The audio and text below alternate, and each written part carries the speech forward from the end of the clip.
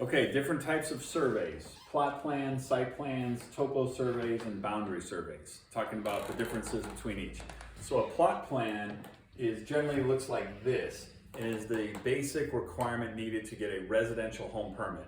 Now, in most neighborhoods, the lot is a very distinct lot. It might be 80 by 120, that kind of thing. For the vast majority of homes in neighborhoods, that's what a plot plan looks like. And the goal of the plot plan is to show the building department what is the distance from the side of the home or the front of the home. They just want to make sure that the home is placed as such that it will not encroach upon any of these setbacks: front setback, side setback, or back setback. And then the surveying company will then use that plot plan to set their stakes that we mentioned in the previous video about how the staking is done with the offsets and whatnot at 10-foot or 5-foot intervals or whatnot. They use the plot plan in order to set that. Now, a site plan is generally the term used for a commercial building.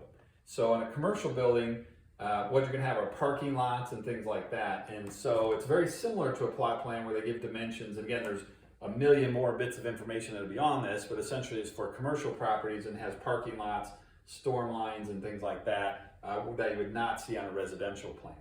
A topo survey stands for topographic survey. And this is where a surveyor will go out and they'll say this is a 40-acre piece of ground, and you'll get this drawing that has these lines on it, right? And those are topographic lines. And each line represents a difference in elevation. So you can see three-dimensionally what's going on a two-dimensional map. So these can be 1-foot contours, 2-foot, 5-foot, 10-foot. They could be different scale depending on how big the project is. Now, the closer the contours are together, that is the steeper that a particular piece of property would be.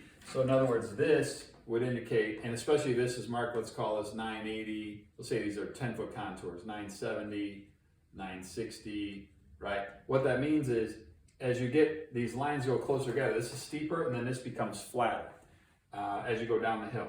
And then what can happen is the ground can go down and come back up. When you see something like this, that usually means it's a swale of some kind, right? Or it could actually be the reverse. It could be the peak of a mountain going down both ways. It just depends on what the contours are.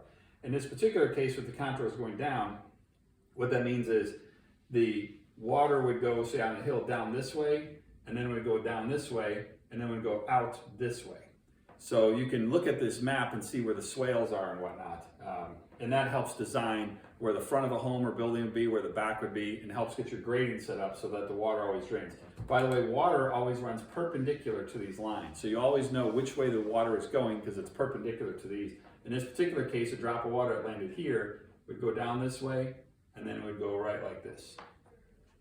Boundary survey is a very detailed type of site survey, you might say, where they're going to show pins, which are what's the rebar that are set the corners of the lots, any easements from title work, any other type of, any encumbrance whatsoever will be on the lot. It's a very, very detailed survey that's usually used to sell a property. So it might look something like a plot plan, but it'll have a lot more information on it.